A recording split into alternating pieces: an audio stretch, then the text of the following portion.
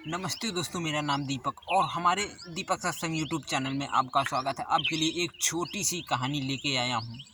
दोस्तों, तो किसी गांव में एक शालिनी नाम की लड़की रहती थी और वो लड़की अपनी ज़िंदगी से बहुत ही ज़्यादा परेशान थी।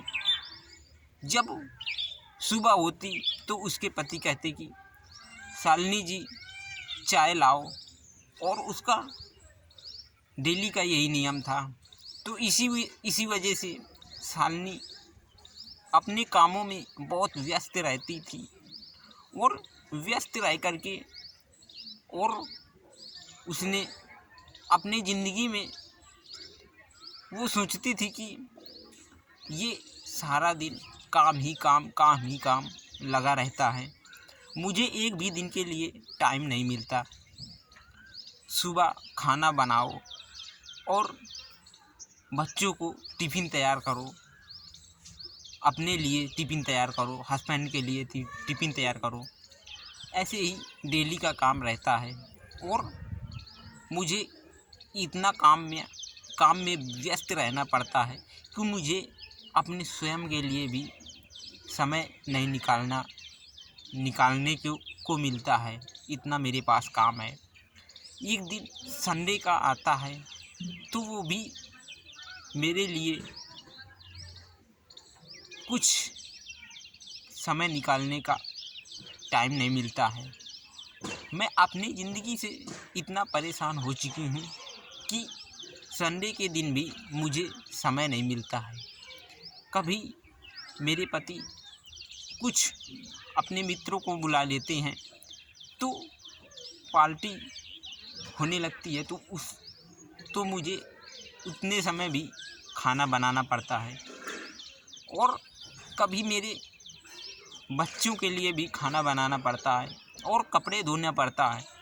तो सारा दिन काम में ही समय व्यतीत हो जाता है और मुझे ऑफिस भी जाना पड़ता है जॉब करने। मैं अपनी ज़िंदगी से बहुत परेशान हो चुकी हूँ। तो उसने एक दिन भगवान से प्रार्थना किया कि हे भगवान, मैं अपनी ज़िंदगी से इतना परेशान हो चुकी हूँ कि मुझे आप इस ज़िंदगी से बाहर निकालो, मुझे इस दुनिया से ले जाओ, क्योंकि यहाँ रह कर के मैं बहुत ही ज़्यादा परेशान हो चुकी हूँ। तो एक दिन उसकी तबीयत ख़राब हो गई, शालिनी जी की, और सारे लोग, चाचा दादा और गांव मोहल्ले के जो आदमी होते हैं, सारे लोग उसे एडमिट कराएं अस्पताल में।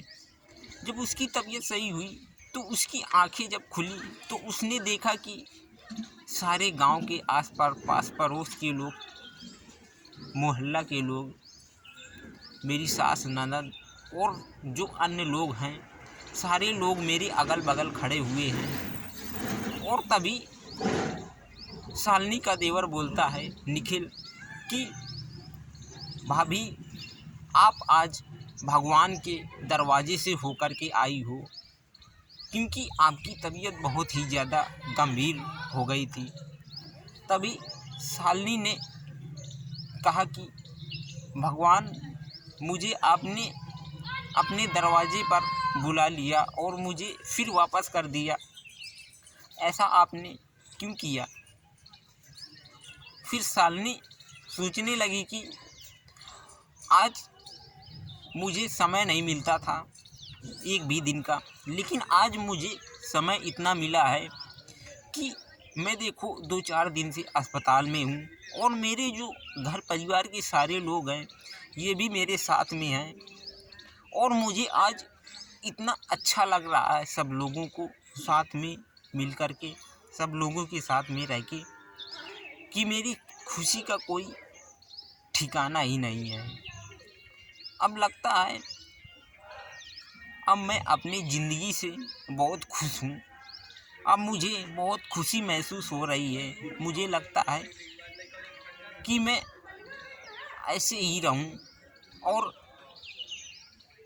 ऐसे ही 2-4 दिन मैं यही अस्पताल में ही रहूं और सारे लोग अस्पताल में ही रहें, क्योंकि मुझे अब पहले से बहुत अच्छा लग रहा है।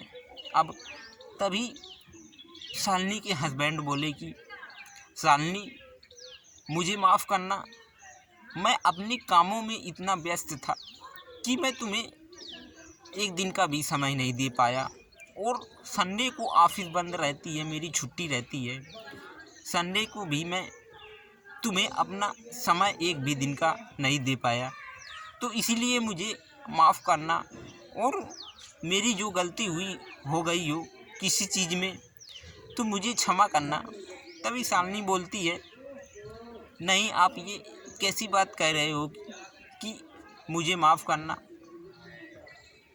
गलती तो मेरी है कि मैंने आप सब लोगों को इतनी तकलीफ़ दिया और यहाँ पर सारे लोगों को इकट्ठा करवाया।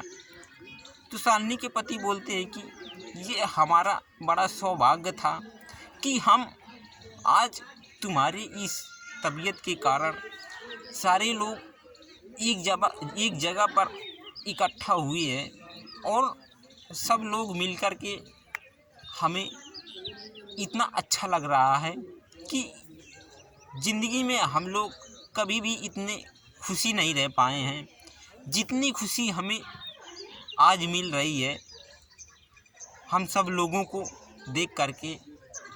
और भगवान हमें ऐसा ही बनाए रखे। हम भगवान से यही प्रार्थना करते हैं कि भगवान हमारा परिवार सुखी से रहे और सलामत रहे और हम हमेशा हंसते खेलते रहें।